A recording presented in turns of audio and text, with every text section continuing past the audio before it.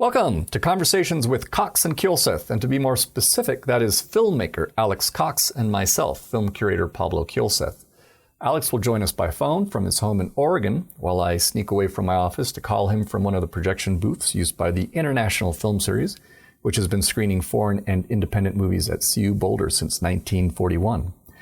We will keep our chats to about 20 minutes as we discuss whatever movie-related topics grab our fancy. Thanks for joining us. Okay, action.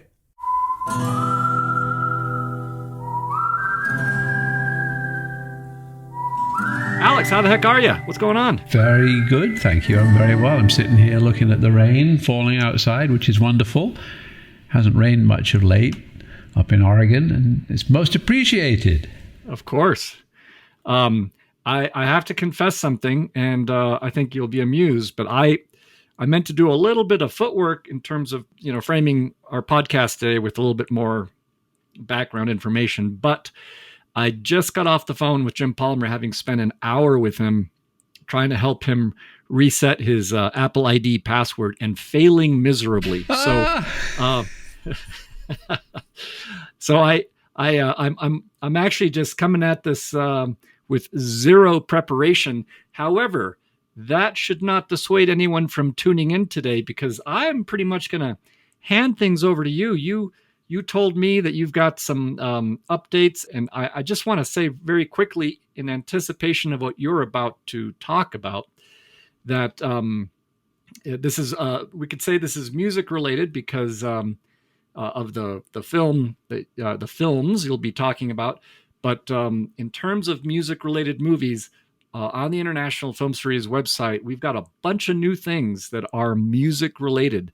We've got a documentary about Herb Alpert. We've got a documentary about vinyl called Vinyl Nation. Another doc called Mr. Soul. And we also we're still doing the Beatles, meeting the Beatles in India. And the Cream documentary is still up there.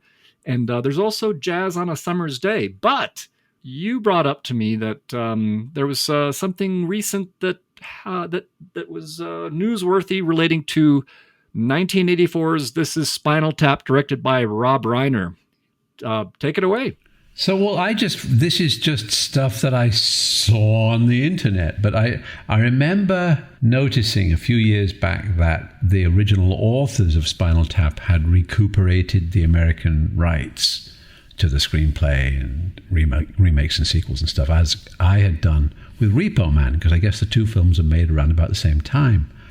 And what I have read since then is that they've been assiduously pursuing various studios, because although the film was owned in America by Embassy Home Entertainment, or Embassy, or a company with Embassy in its name, it later got passed around the studios. It was released on DVD and on video cassette and on cable by various different studios.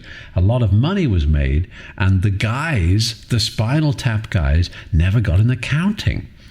So they got lawyers. They lawyered up and they pursued the heirs of Embassy and the studios to try and get an accounting for This Is Spinal Tap. And 4 of them were trying to get an accounting. I read that the lawsuit initially was thrown out because they'd made a deal through their loan-out companies rather than as individuals, and that made a difference in some way.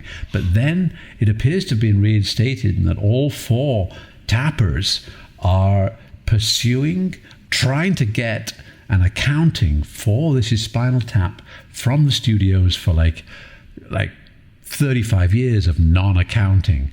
And one of the things they complain about is that This Is Spinal Tap was released in kind of inappropriate combo releases with other films.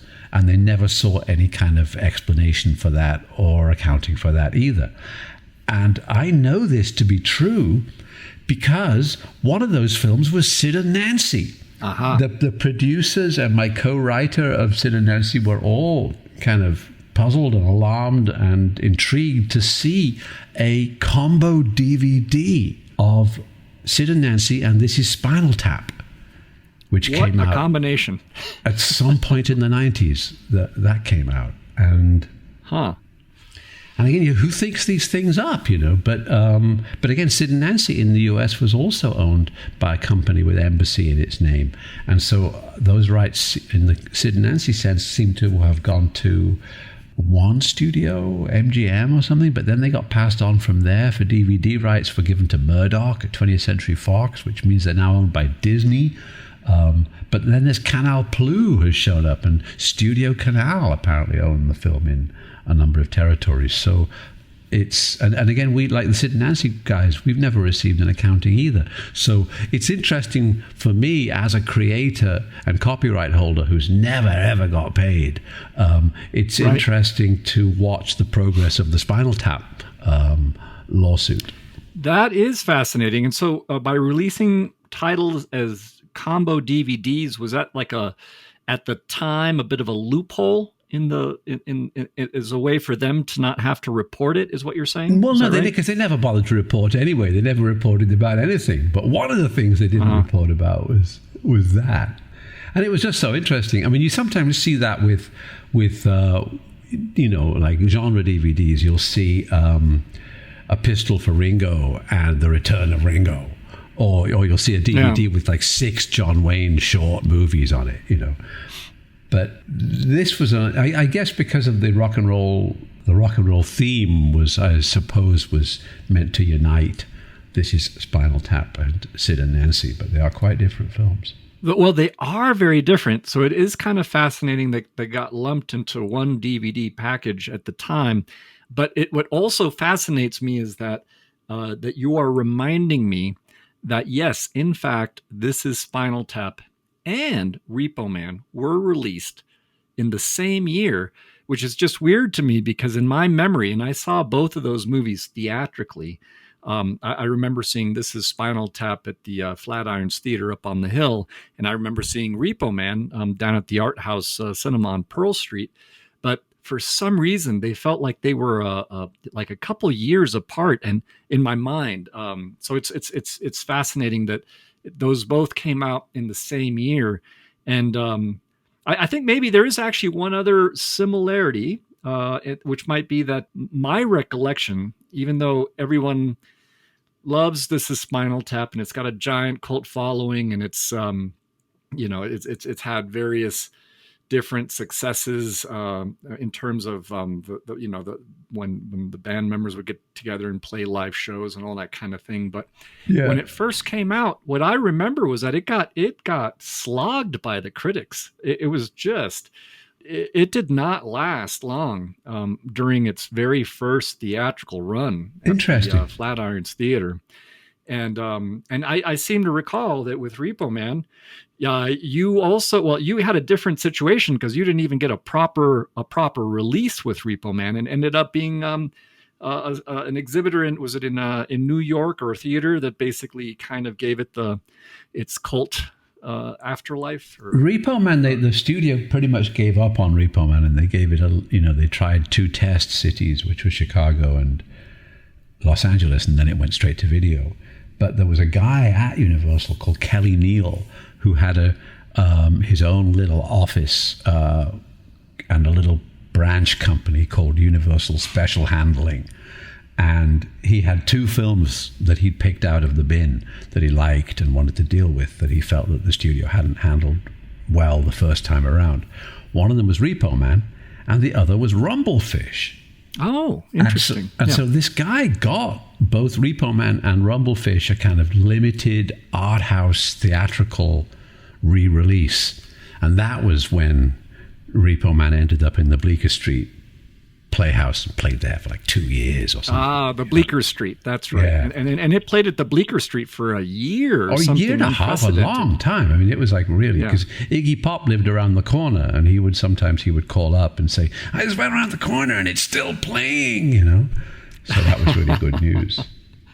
But there was one other funny thing. This is the thing about what you say about the initial reaction to Spinal Tap, and how judgments are often inaccurate at the very beginning, or judgments are early judgments are sometimes questionable, because when Peter McCarthy and Jonathan Wax were the producers of Repo Man, and one of them knew one of the guys working on Spinal Tap, And on one occasion, we were in some post-production facility in Los Angeles, and the Spinal Tap guys were there, working on their film, and neither of us, we hadn't finished Repo Man, they hadn't finished Spinal Tap, and so, but one of them said, oh, come on, we're just about to look at a reel on the flatbed, come and have a look, because they were really into it, and they were really proud of it, and thought it was just hilarious, and so we watched 10 minutes of This Is Spinal Tap, while they were still cutting it on the flatbed, and then, hey, good, funny guys, good luck, good movie, we're looking forward to seeing the finished product.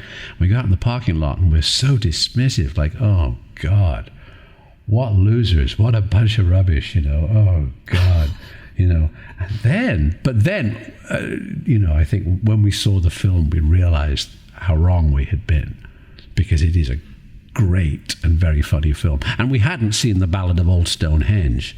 They hadn't shown us the reel with that. Right. Well, what at the same time, what's interesting is in terms of This Is Spinal Tap and Repo Man, both 1984, both are about music. However, Repo Man, and your soundtrack for Repo Man is, of course, it's the selection, the punk selection, and the bands that were highlighted is very different than, of course, the music that's being celebrated in Spinal Tap.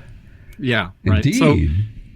So I in terms of, I could almost see how, the two of your camps might have been looking at each other from through the filters of different genres. I don't think it was that. I just think you can't. They knew what they were doing and they were really pleased with it. But you can't show somebody out of the blue 10 minutes of an unfinished film, or even the whole film if it's unfinished. You can't show it to them and expect to get a proper judgment. People have to see the film when it's finished, and you're ready to show it to them, because otherwise it always goes bad. Because Spinal Tap really is a very funny and ironic and excellent film, and we were wrong. I mean, both those movies just get better and better with each viewing. In some ways, it kind of makes sense that they would get bundled together, I guess. But it wasn't. It wasn't. Repo Man and Spinal Tap would have made more sense, but Spinal Tap and Sid and Nancy. Sorry. I was confusing it with Sid and Nancy. That was the weird. That was the discord. Yeah. But Repo Man and Suburbia would have been the ideal bundle if you were going to do such a thing. Yeah. Yeah. Well, maybe it'll. Well, you've already got the Criterion, selection for Repo Man, so you can't do better than that. That's true. They've done. That's a very nice.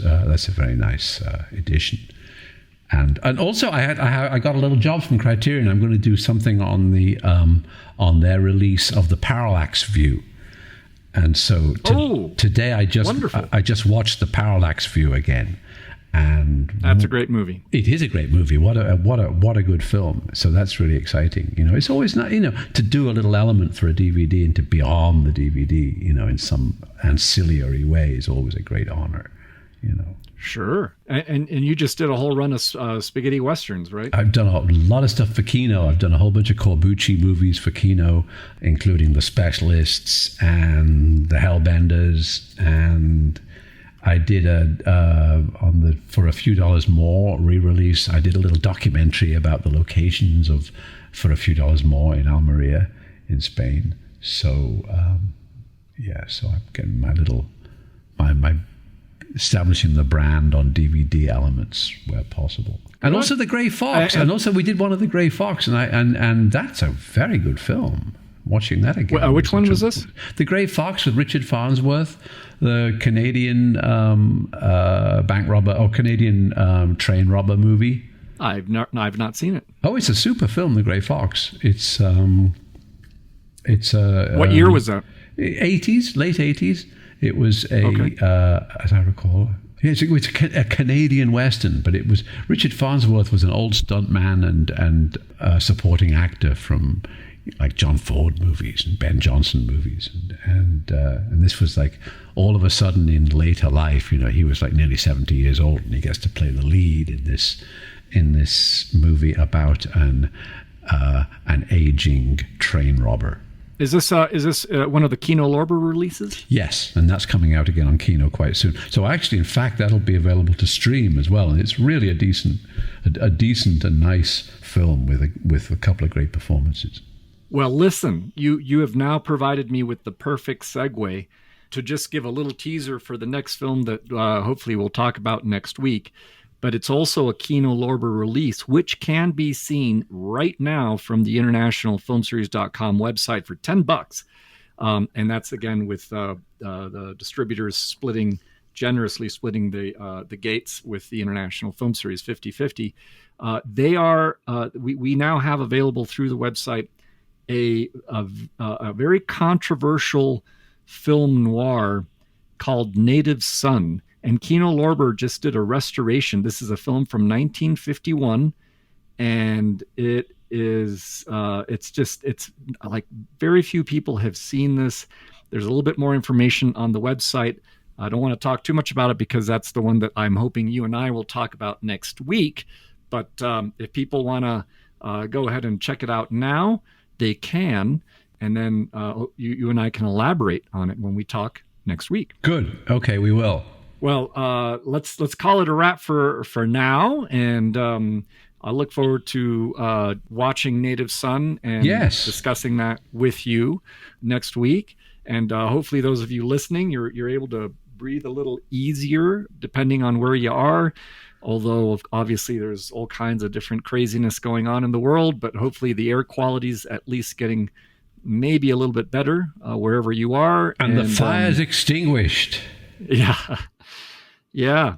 So awesome. And thanks so much for basically leading the charge today with This is Spinal Tap, because that's always a fun talk. And I think it's worth I mean, if anybody's interested, it's worth just doing an internet search every so often and see if you can pick up the latest from Variety or something about what's going on in the lawsuit, because I'm sure that Variety and Hollywood Reporter and Screen are all covering it, because it's interesting, and everybody really hopes that at some point the creators will make out like bandits and get millions of dollars that have been denied them, so it's a good story. It's a good story to follow. People creating, it's just always nice when the people who are creating the art actually are properly compensated for their efforts, as opposed to just being stolen from blindly.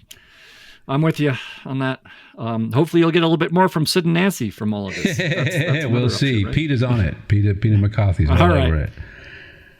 All right, Alex. Hey, talk to you next week. Likewise. We'll speak more. Ciao. All right. Ciao. And cut. Okay, that's a wrap.